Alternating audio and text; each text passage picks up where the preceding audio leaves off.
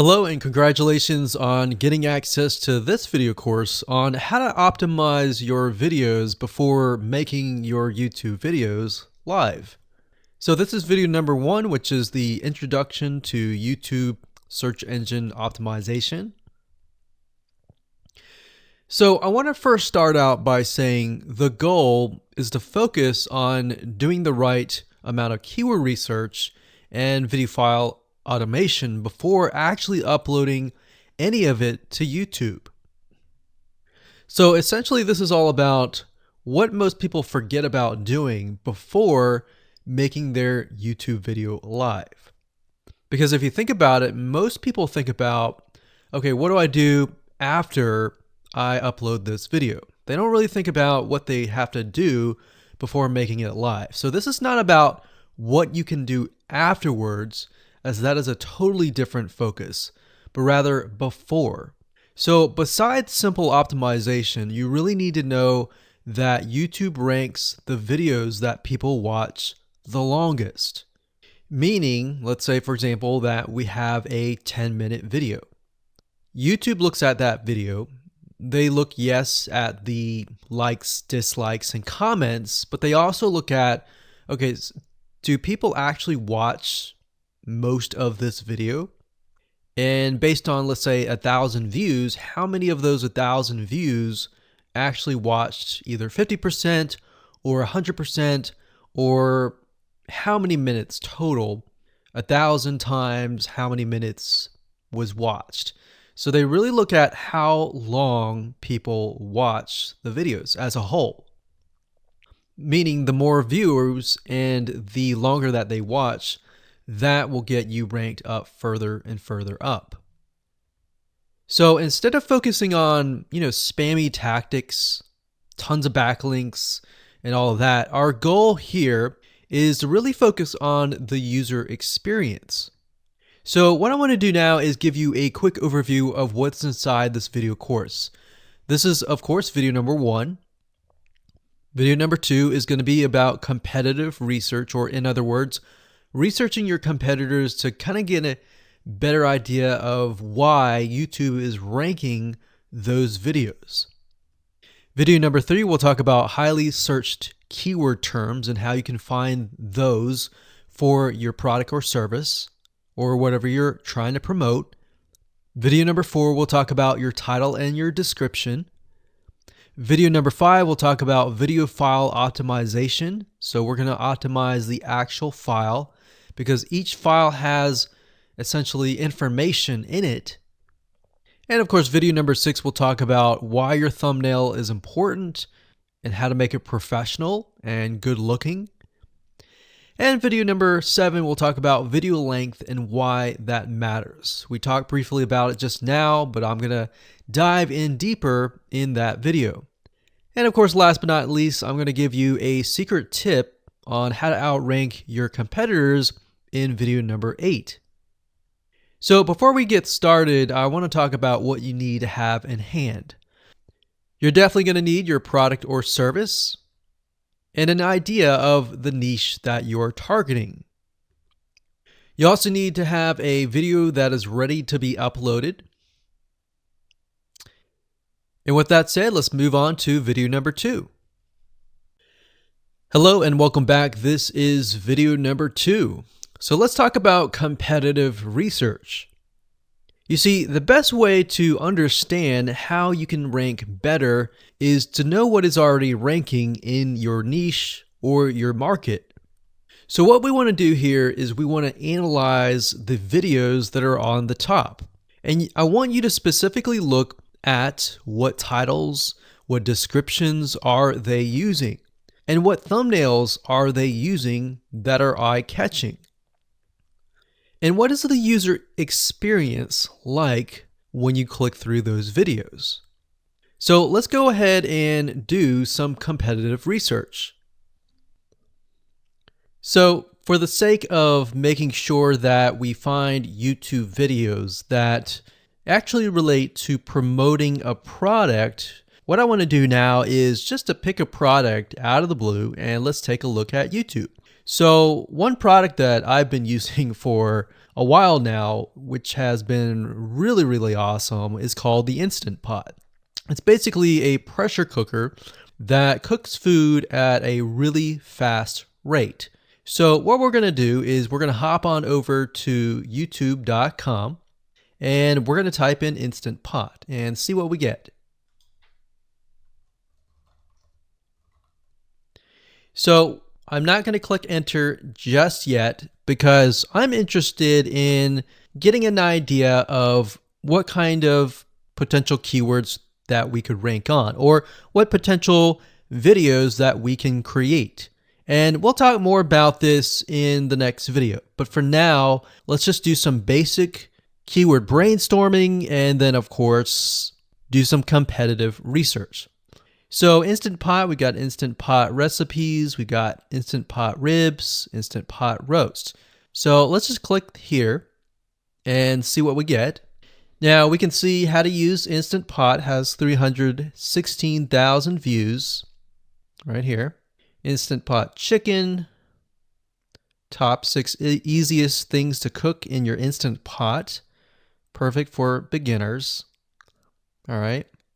So let's just take a look at the top 3. So let's go ahead and open those up. And let's analyze them. So the first one is this one here. And let's pause the video. We'll skip the ad. All right.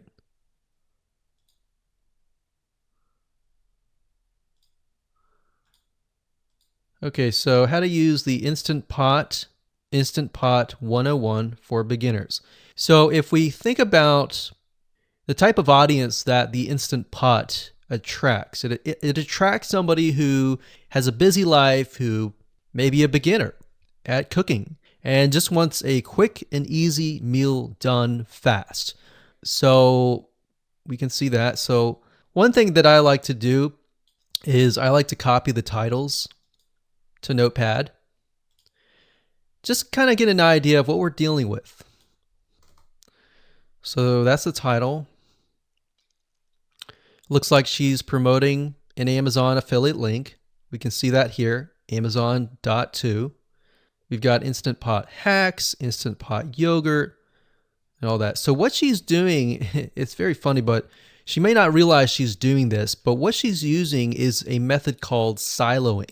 And she's basically telling YouTube, hey, not only do I have this video on Instant Pot, I've got Instant Pot hacks, yogurt, recipes, and other recipes. So let's just copy that in here. So that's video number 1. So we're going to rank it from video 1, video 2, and video 3. Let's scroll down a bit. We've got 373 comments. I will say when it comes to YouTube, they're looking for engagement. So comments is good, likes are good, even dislikes are good as well. Even though dislikes are bad from a human standpoint, it tells YouTube that there is engagement, all right? So sometimes we're going to be able to view, we can't do it here, but sometimes you'll actually be able to view more data. But for now, you can't hear. Now, we can actually dig deeper if we want to. So let's just take a look at Natural Brittany's YouTube channel. Because when you're doing competitive research on YouTube, it's not just that particular video. It's actually the whole YouTube channel as a whole. The authority that that channel holds. So she has 116,000 subscribers. Click on the videos. She has a good amount of videos that talk about anything, looks like from cooking, from budgeting, from grocery, a lot of very similar videos. So let's scroll down. And now let's go ahead and take a look at the second highest ranking video. So if we go back over to here, and this is the Instant Pot chicken, cook with me, meal planning, meal prepping, Sunday setup. So let's go here, take a look.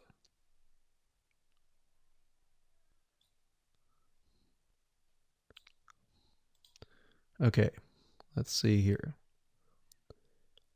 So it's a 20-minute video, all right? And it has 658 likes, 5,000 views.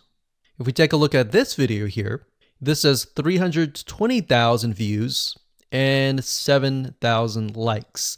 Now, notice how it says 13 minutes here, and notice how it says 20 minutes here.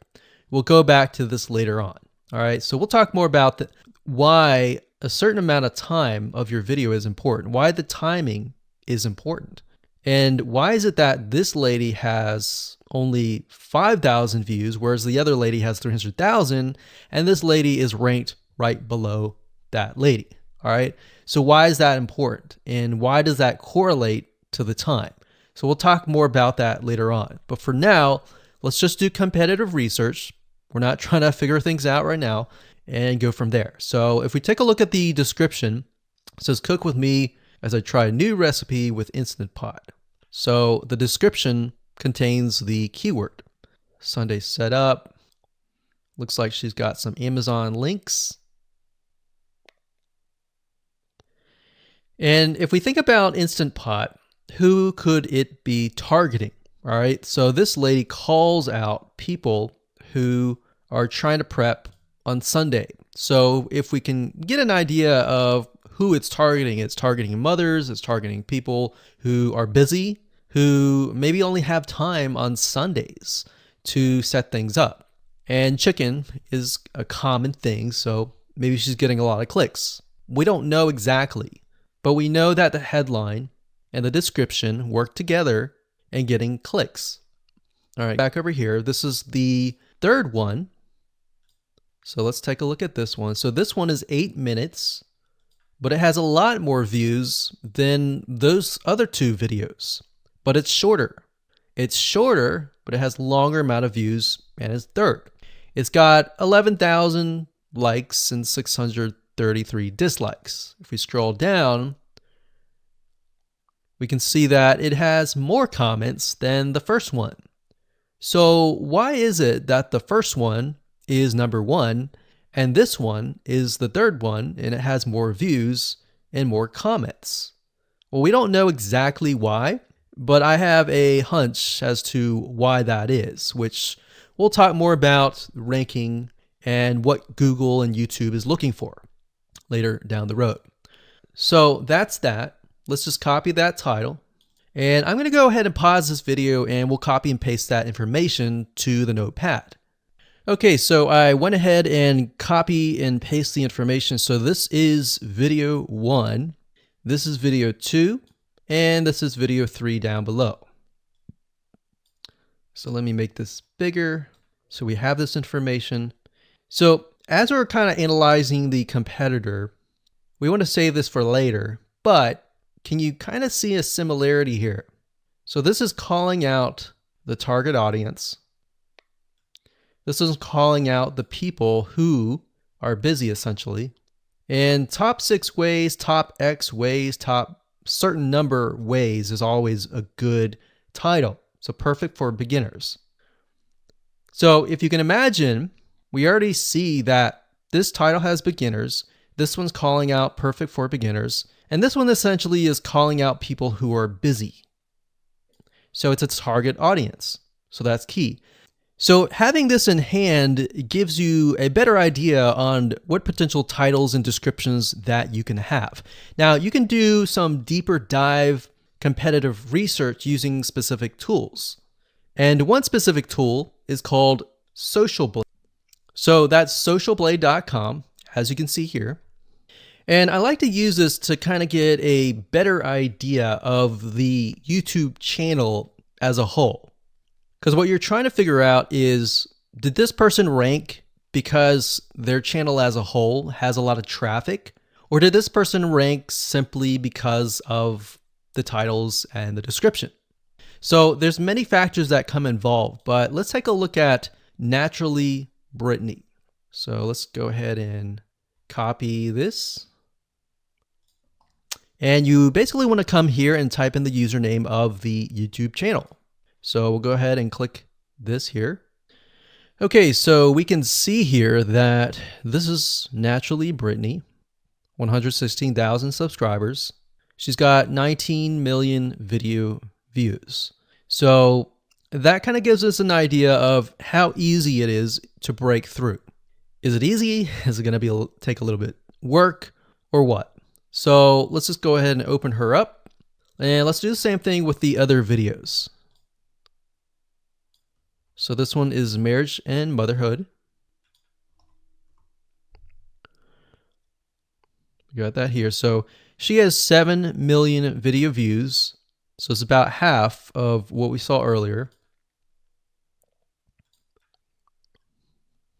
And this one is called Six Sisters Stuff. And this one has about 9 million video views.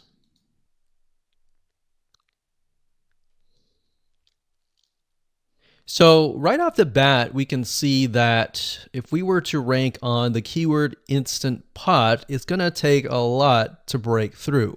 But the way we can break through is by using essentially subcategories of that keyword.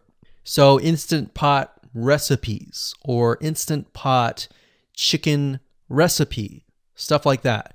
So we can see that each one of these has about 100 to 200,000 subscribers.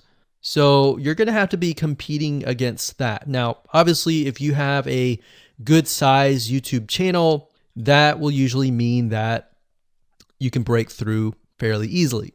But if you're just starting out, then breaking through on that keyword is going to be a little bit more difficult.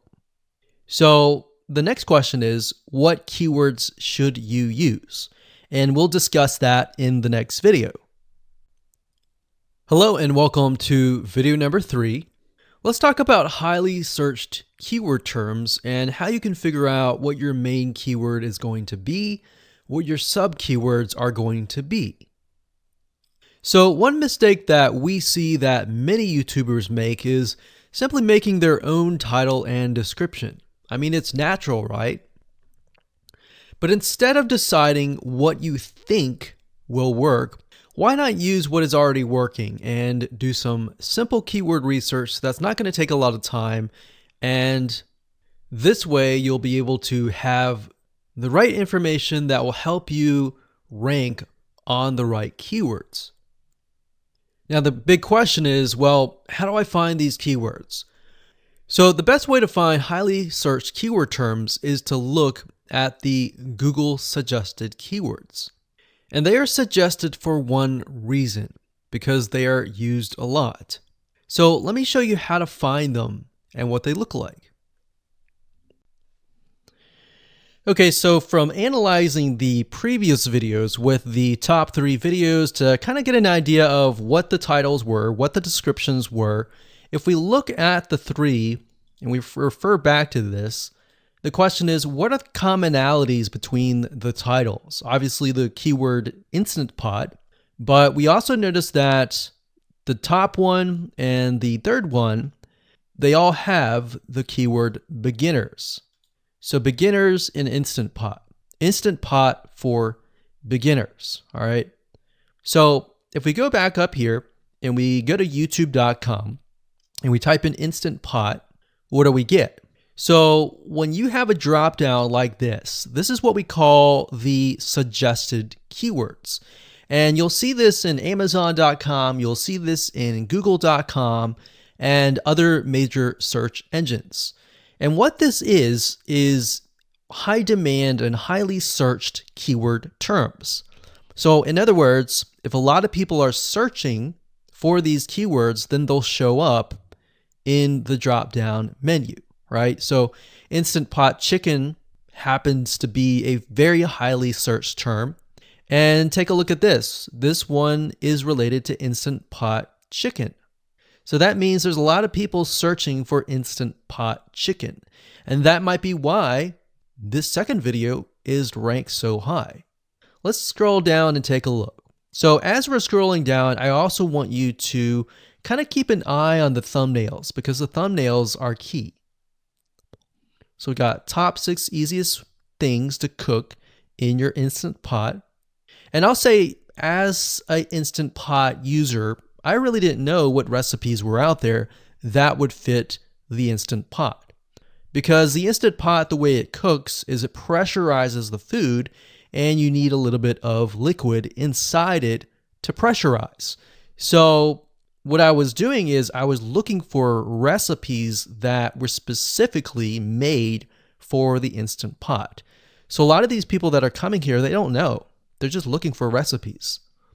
So the 30 Instant Pot recipes gives people an idea. Oh, okay, I've got 30 recipes that I can pick and choose from. So if you scroll down, it says Instant Pot Ultra. All right. So if we go back here, so Instant Pot Chicken is definitely a top one. Instant Pot Spaghetti, how to use an Instant Pot.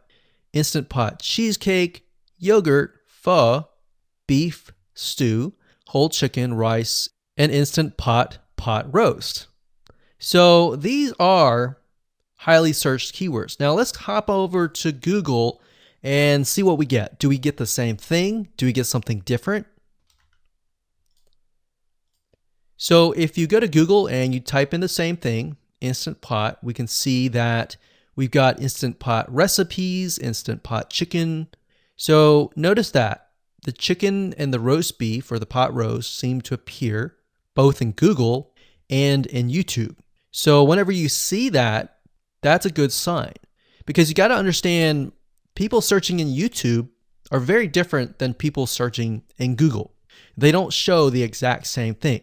But if they do, that gives you an idea that if you rank on that term, that you will be able to get traffic from Google and YouTube.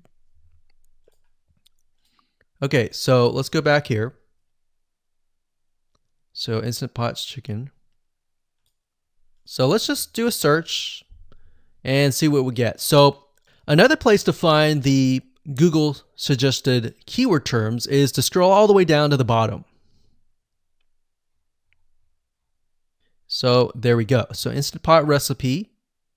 Now these are specifics, all right?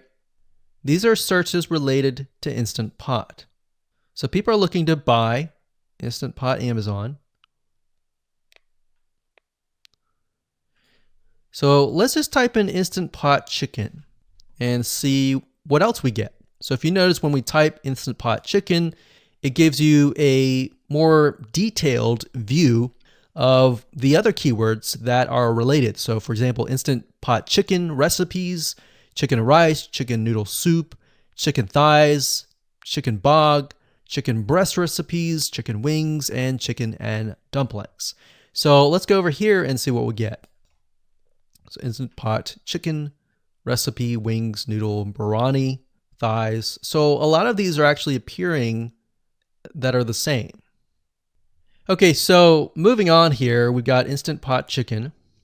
Now let's take a look at what we have here. So what I would do is I would do the same thing, the competitive research. Now, if you notice here, the Six Sisters stuff, it's a different video, but it's a similar video. Now this video is different. This lady is the same. And that's another thing. So if you rank high on the main keyword, then you could potentially rank on the other smaller keywords as well.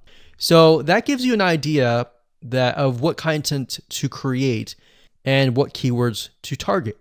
So we could potentially make it about Instant Pot Chicken. And what I would do is go back here. Let's say we want to title it the Instant Pot Chicken. What I would do is I would scroll here and take a look at questions people are asking.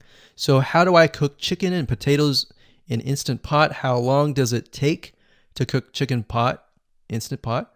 We scroll down, and what I would do is grab these keywords. So I would grab these keywords.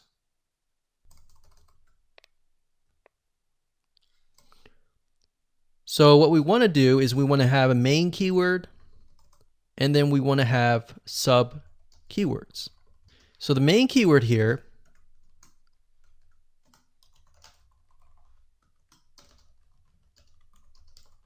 would be Instant Pot Chicken. And then the other ones would be Instant Pot chicken and potatoes, and all the rest here.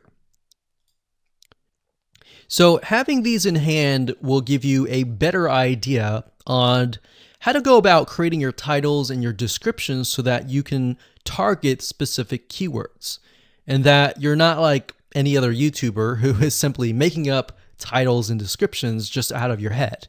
So this way you can be strategic and rank effectively. Hello and welcome to video number 4. In this video, we're going to talk about your title and your description. So let's take what you have gathered in the previous video and let me show you how to properly create your titles and descriptions. So when it comes to creating titles and descriptions, we simply need to do what we did in the previous videos, which was the competitive research. And as you can see here, we have the videos 1, 2, and 3, the top number 1, number 2, and number 3. And of course, we have the main keywords. So we have this main keyword here. So that's definitely going to be in the title. And then of course, if you noticed, the target audience was beginners. So essentially what you're noticing here is that people are calling out the audience, and then of course they have the keyword in the title itself. And then of course you want to make sure that title, main keyword, and target audience is also going to be in your description.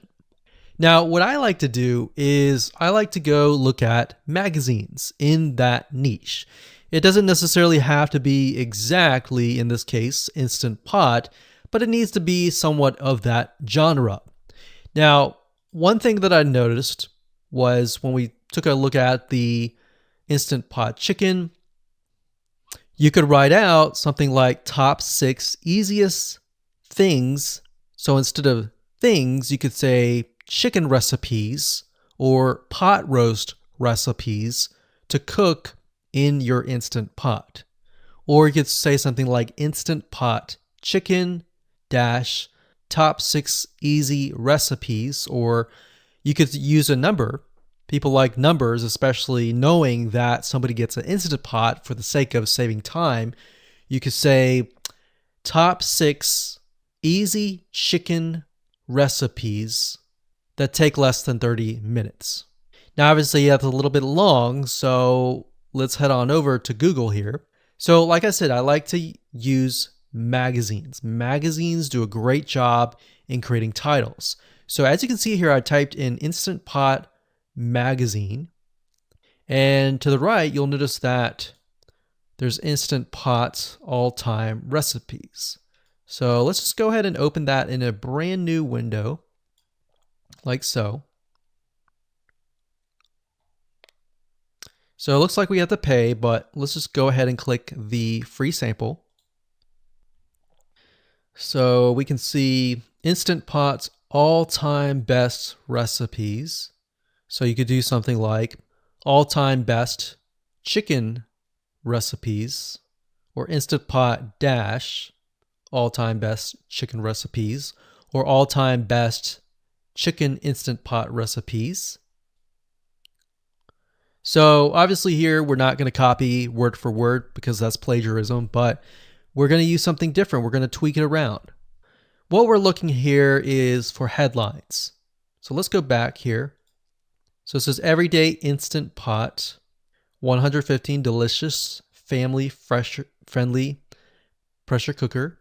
So we can say everyday Instant Pot, 6 delicious family pressure cook recipes. So everyday Instant Pot chicken, as long as the word Instant Pot chicken is in there. So we got 66 Instant Pot recipes that put your pressure cooker to work. So we could say something like 6 Instant Pot chicken recipes that take less than 15 minutes. And yes, believe it or not, Instant Pot can literally cook something like a pot roast within less than an hour, or sometimes half an hour. Because it's a pressure cooker, it cooks a lot faster. So that's what I like to do, is I like to take a look at magazines. So it doesn't necessarily have to be Instant Pot in this example. It can be another food magazine. So essentially that's how to create the titles. As far as the description goes, if you take a look at what they've written here, the first one that's ranking really well, as you can see here, we've got Instant Pot 101 for beginners. So you'll notice that they are trying to target the keyword Instant Pot 101 for beginners. So they've stated that in the title, and they've also put it in the description. So it says everything you need to know about how to use the Instant Pot in a beginner Instant Pot recipe. So notice that they use the keyword beginner Instant Pot twice. And then of course they got Instant Pot hacks, Instant Pot yogurt. And what they're essentially doing here is they're linking to other related videos. Now, Google's smart enough and YouTube's smart enough to have an algorithm to read the description and think, okay, they've got other videos that they've created that are related to Instant Pot. This video must be good, or this channel must have a lot of relevant information. So we're going to rank it a little bit higher because it's going to give people what they want to see. So now we look down here, it says Instant Pot chicken. So this is the lady who is ranking really high on Instant Pot, but also Instant Pot chicken. So it says cook with me as I try a new recipe with my Instant Pot. So we can see the keyword Instant Pot here. And as you can see, the description is really written for the user, but it contains the keywords that are necessary. So you don't need to write something like Instant Pot chicken or something that's just a bunch of garbled information. You want to make sure that the title and the description attract people first and foremost, and then embed the keywords within. So the third one, we've got top 6 easiest things to cook in your Instant Pot, perfect for beginners. So it says, today I'm sharing with you the 6 easiest things to cook in your Instant Pot. So you can see here, the title is here, but the title is also in the description. It says, now these are perfect if you are just starting out or even had the Instant Pot for a while. So you can see the keywords that are embedded, but it's really written for the user.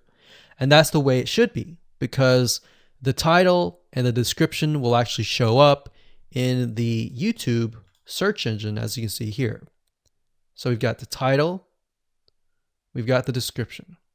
So we want to make sure that the first sentence in your description is catchy as well. Hello and welcome to video number 5. Let's talk about video file optimization. Did you know that all files contain data that tells YouTube what your video could be about? Let me show you. Okay, so the way that YouTube gets an idea of what your video is about is by transcribing it. And for the most part, it can usually figure out what your video is all about if you have voice and speaking in it. Now, you can go one step further by adding what we call video file metadata. It's very similar to a website metadata. So for example, if you right click on any website and you click on View Page Source, up at the top, you're going to see a lot of what we call metadata. So right here, we can see the name, the title, the description, and all that information. So what that does is it tells Google essentially what your website is all about. So very, very similar in this case of what we're doing here. So what we're doing here is we are taking the video file that you have created and embedding it with more information. So besides the title and description, YouTube will be able to read the metadata inside of your video. So it'll make a little bit more sense when I show it to you. Now, it's really hard to find software out there that allows you to embed metadata except for a few. So one of them is called Video Converter by Wondershare, and that is videoconverter.wondershare.com. That's videoconverter.wondershare.com. So if you go here and you go ahead and download up at the top, you will be able to embed metadata. In fact, we're going to be using that for this particular video. Now, there are other software out there like the Adobe Bridge software, which allows you to embed the metadata into your video. Now, the reason why I'm using Wondershare is because I feel like it's a lot easier to use. So if you go ahead and download this, we're going to open this here. And what I did was I clicked Add Files, and I chose the file.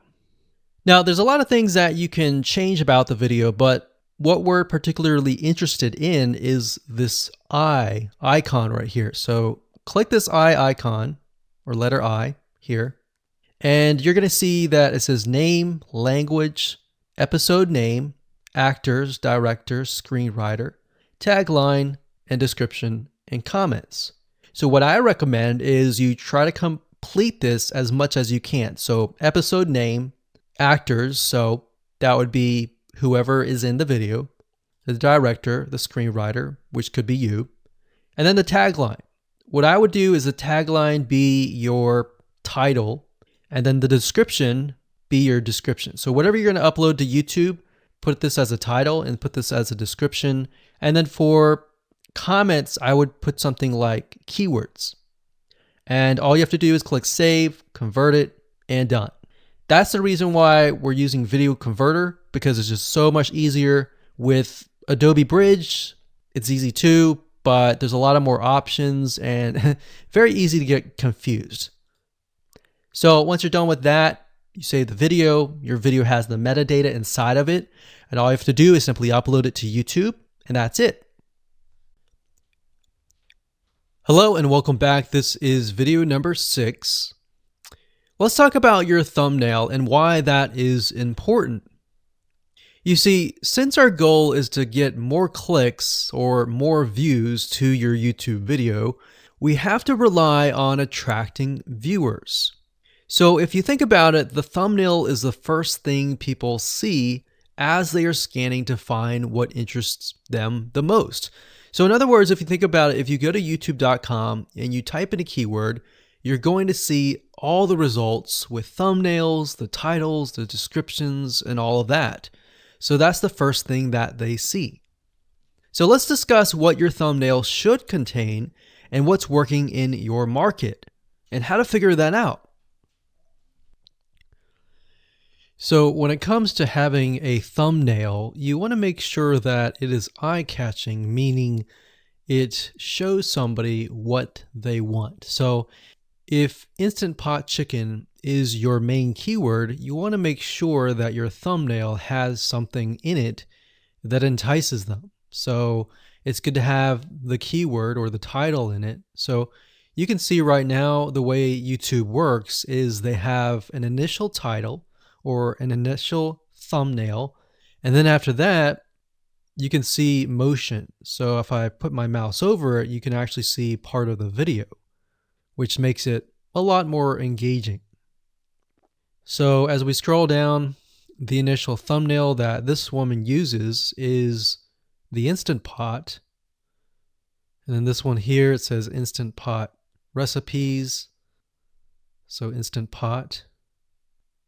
So we can see the ones at the top definitely have the Instant Pot in it, or a word that's chicken, or a picture that has chicken in it. So it fits the keyword. Now, if you're not a professional, thumbnail artist or anything like that, there are different sites that you can use to get these created. Now, bear in mind that you never want to use a thumbnail that is clickbaity or that lies to somebody, because if they click on it and then the video is nothing like the thumbnail, then guess what? You might get tons and tons of clicks and perhaps views, but you're not going to get people watching your video, which is very, very important, which we'll discuss in the future videos. But for now, there are different elements that you need. So what I recommend is you go to a site called creativemarket.com. That's creativemarket.com. There are other sites like graphicriver.net, but over time we've realized Creative Market has a lot of really good designs. So what we can do here is in the search box, we're going to type in YouTube thumbnail. And we're looking specifically for templates that we can use for the thumbnail. So it says YouTube thumbnail pack. Let's go ahead and open that.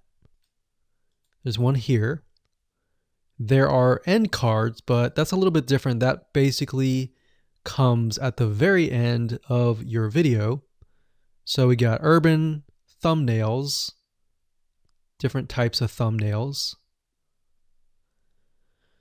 But the reason why I like Creative Market is buying templates for specifically YouTube thumbnails is going to make your life a lot more easier, especially if you can make it professional. The more professional it looks, the more professional your viewers will click through. So if we click on this, we can kind of get an idea of what we're dealing with.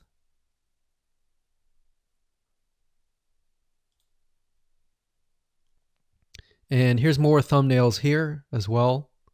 Now, over time, we've realized with YouTube thumbnails, more and more designs are becoming minimalistic, meaning it's not too fancy, but it's got just enough information to tell the person what it is all about. So it could have text, it could have pictures, but you really need to know what your YouTube video is about before you can create your thumbnail. In fact, I recommend that you create your YouTube video first and then you create your thumbnail so that you can make sure that you attract the right person.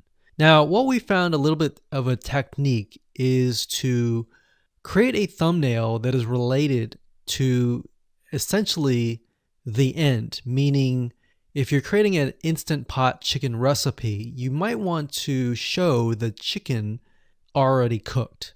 So essentially what people get if they click through. So that way people think, oh, okay, this looks really nice. I'm going to click through. And they're more likely to actually watch all the way through to the end. And that's what we want. We want people not to just click through, but to watch all the way till the end. And that's actually going to help us with the ranking. Hello and welcome to video number 7. Let's talk about video length in more depth. So the big question is, how long should your video be? While yes, most folks have said that your video should be short due to attention span, and that's something that we've talked about in the past, and that definitely worked in the past, and that still is true that people's attention span are short. But today, in terms of YouTube, your video length should be longer, and here's why. Did you know that YouTube ranks your video based on how many minutes your viewer watches? We talked briefly about this in video number 1, but I want to talk about why that is the case. Statistically speaking, most people that we have found, based on statistics that we have seen in YouTube, most people watch about 50% of a video. Even the people that are interested in a video, they watch 50% of a video. So if that, in this case, is a 5-minute video, an average viewer is only going to watch about 2.5 minutes. Now, here's why that is important. If you're competing against someone who has a 30-minute video and their viewers watch 15 minutes, which is about 50%, well, guess what? Even if they can have less viewers than you, they're going to beat you because they have a longer video. So if you got the 2.5, they've got the 15 minutes, they can send less people and still beat you. And YouTube will favor them in the end. Now that, of course, is assuming that the views are legitimate and people are actually watching. And that's why user experience is so important. So to give you some real life practical application, let's hop on over to YouTube and I'm going to show you proof that this works. Okay, so let's take what we learned and what we just discussed and apply it to some real life practical application. So if we head on back over to youtube.com, we type in the keyword Instant Pot recipes, we can see this one, and this one. So let's go ahead and open these up. So we got this one, and this one. So that's 1, 2, and 3. The first one has about roughly 8 minutes or 9 minutes. We'll say 9 minutes. The second one has about 27 minutes. And the third one has about 20 minutes. Okay. So essentially the second and third have about double the amount of time. So like we talked about, most people watch about 50% or less, and then they quit. That's the average, right? So if that's the case, this person here, even though they have more views, see that? 800,000 views, even though they have more views, they're competing with somebody with a 30-minute video. Essentially, it's 27 or 28, but close to 30. So if we round that, we'll just say this is 10, this is 30, and this is 20. All right, so let's keep it at even numbers. So if that's the case, there's 4 minutes here, 15 minutes here, and 10 minutes here. So this means that the person with the less amount of minutes, they're going to need a lot more views and a lot more people watching it. So in total, if this person has, obviously this person's number one, but what I'm saying here is because YouTube looks at how many minutes are watched, if this person had 800,000 views and this person had only half of that amount, but had more than double this amount, this person right here would most likely rank higher. So see that? Only 100,000 views, 15 minutes. This one here, 20 minutes, only 6,000 views. So you might ask, well, shouldn't this be maybe number one? Not necessarily. If we really look at it, so we've got 800 times 4 minutes, and that's not going to be exact. I mean, we could even take 500. And this is definitely going to be number one. And this is definitely going to be number two based on the information. But this person, because they have a long enough video, even though they have less amount of views, they're still able to rank pretty high. So this is based on one of our YouTube channels, which has over 9 million of minutes watched. And based on that, that's what we've seen. Now, there's other factors like likes, dislikes, comments, and other things like that, titles and descriptions. But that's a big, huge ranking factor because it legitimately tells Google and YouTube, hey, this YouTube video is legit. Not only people are clicking on it, they're actually viewing it. And they're viewing at least about 50% on average. So that's why the video length is important. Now, you don't want to make a long video just to make a long video. You might want to make a video that has really good content. And that's the goal. It's not based on spammy backlinks or anything like that. It's based on providing real value. Hello and welcome to video number 8.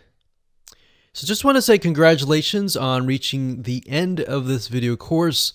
We're going to talk about a secret tip that you can use to outrank your competitors. So we briefly talked about why having a longer video was important, right? So one secret tip that we can give you is that what we have found that works is the following. Longer videos in the sense of live streams, which means you get on YouTube and you talk to people live. You have webinar replays and videos where people expect them to be longer. So in other words, people are expecting these to be longer. If you make a normal video that people expect to be 5 minutes and you make it an hour, then you're not really going to hit that 50%. But when you have a live stream or a webinar replay, usually people typically expect it to be at least 1 hour. So because people expect it to be 1 hour or longer, they expect to take time out of their busy schedule to actually watch your longer video. And what we found is these work really well compared to the average video. So let's discuss what you need to do in terms of software or even web applications that you need to create live streams and webinar replays.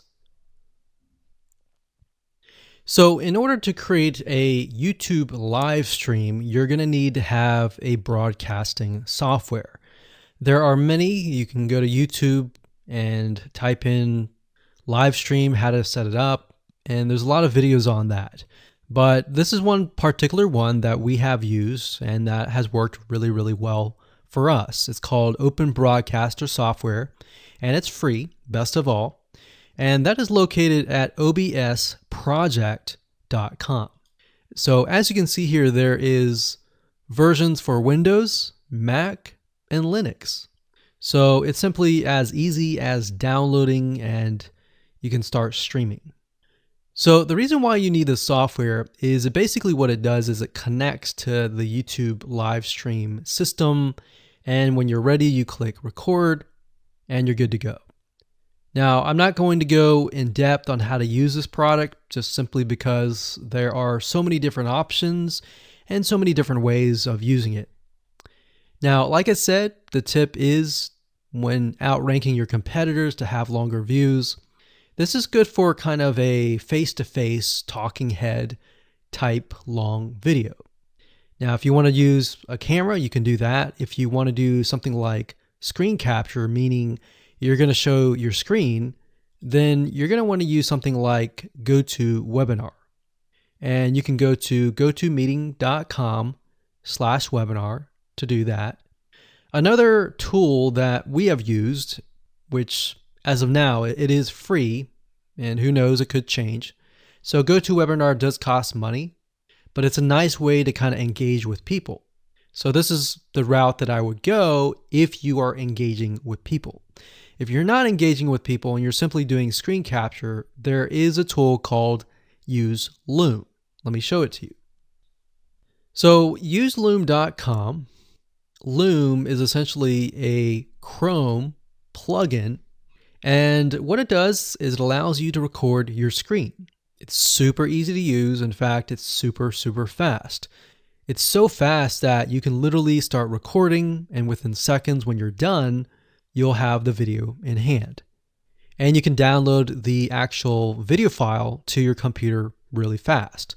So those are the three options that I would go to, and really depends on the avenue that you want to take. So like I said, create a longer video, but just don't create any content. Make sure that the content is valuable because you want to make sure that people watch all the way through. Or if not, watch at least 50%.